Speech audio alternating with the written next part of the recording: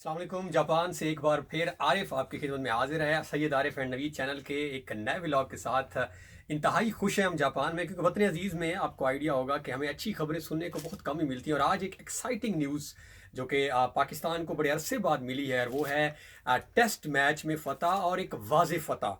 क्योंकि पाकिस्तान ने बड़ा कंफर्टेबल वे में टारगेट को चेज़ किया है, जो कि 87-88 का टारगेट था आज। तो इस मैच को लेकर अगर थोड़ा सा हम बात करें डे वन से लेकर, तो डे वन में जब साउथ अफ्रीका ने टॉस जीतकर बैटिंग स्टार्ट की थी, तो स्टार्ट में वो बहुत क्विक खेल रहे थे और लग रहा था जैसे साउथ अफ्रीका एक बहुत बड़ा टारगेट खड़ा करने जा रहा है। बट उसके बाद पाकिस्तान ने the way Pakistan come back in the match, और जिस तरह वो रन आउट पर्टिकुलरली पाकिस्तान ने किए हैं, तो कमाल की। और दो पाकिस्तान को जो ज़बरदस्त पेयर बॉलिंग की फॉर्म में यासिर शाह के साथ नौमान अली मिले हैं, और नौमान अली और यासिर शाह के कम्बिनेशन ने जिस तरह की बॉलिंग की है, तो कमाल की जो है वो पहली इनिंग साउथ अफ्रीका को 220 पर आउट करना पाकिस्तान की एक बहुत बड़ी फतह थी।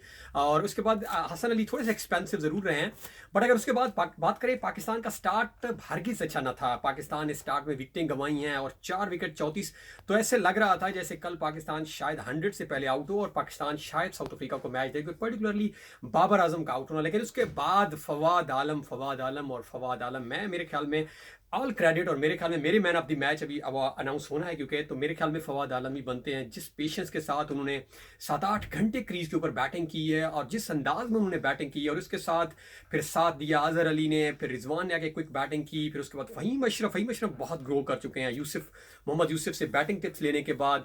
और उसके बाद पाकिस्तान के लोअर ऑर्डर ने जिस तरह परफॉर्म किया, नौमान अली और यासिर शाह की जो पार्टनरशिप थी, तो बहरहाल ओवरऑल एक बहुत बड़ी लीड थी। और लग ही ज़रूर रहा था कि इस लीड के बाद बहुत ही मुश्किल होता है किसी टीम के लिए कम बैक करके मैच जीतना। तो पाकिस्तान एक ही हिस्ट्री में पाकिस्तान में मैच हारा है इतनी बड़ी लीड के बाद। और उसके बाद दूसरी इनिंग में मकरान और एल्गर एल्गर कमाल की उन्होंने जो है वो स्टार्ट जब लिया, तो लग रहा था कि साउथ अफ्रीका जो है वो, और उसके बाद एक लंबी पार्टनरशिप भी हुई। बट उसके बाद अगेन पाकिस्तान के डुओ जो स्पिन है अटैक उसने, और नौमान अली क्या कम बैक करके, और पहले ही मैच के अंदर अगर आप डेब्यू के ऊपर अपने मुल्क में 5 विकेट लेते हैं, तो मेरे ख्याल में एक कमाल का पाकिस्तान को जो है वो पेयर मिला है, और नौमान अली होपफुली परफॉर्म करेंगे।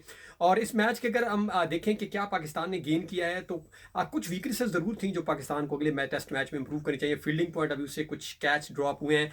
ओपनिंग अगेन पाकिस्तान की जो है वो दोनों इनिंग्स के अंदर मायूस कन रही है। आबिद अली परफॉर्म नहीं कर रहे, और इमरान भट्ट को मौका मिला, लेकिन उन्होंने भी बहुत अच्छा खातिर खौफ परफॉर्म नहीं किया। फील्डिंग उनकी बहुत अच्छी थी। पाकिस्तान को ओपनिंग के ऊपर फोकस करना होगा। कम्बिनेशन बहुत अच्छा है मेरे ख्याल में। अगर अब्बास की जगह हसन की जगह अगर अगले मैच में अब्बास को डाला जाए, अब्बास की लाइन और लेंथ, मेरे ख्याल में उनको निकालना शायद इतना अच्छा पाकिस्तान के लिए न था। तो मेरे ख्याल में अगले मैच में पाकिस्तान एक बड़े कॉन्फिडेंस में होगा। But South Africa we all know बहुत अच्छी टीम है, बट वेल डन। और प्रदेश में हमें बहुत अच्छी खुशखबरी मिली है। तो मेरे ख्याल में इंशाल्लाह पाकिस्तान सेकंड टेस्ट भी जीतेगा, और इंशाल्लाह ये टीम इस तरह ग्रो करेगी, और होपफुली पाकिस्तान कम बैक करके सेकंड टेस्ट मैच में जीत कर, और ये 2-0 से इंशाल्लाह पाकिस्तान जो है सीरीज़ को विन करेगा। हमारी दुआएं जो हैं वो जापान से अपनी टीम पाकिस्तान के साथ है। पाकिस्तान जिंदाबाद।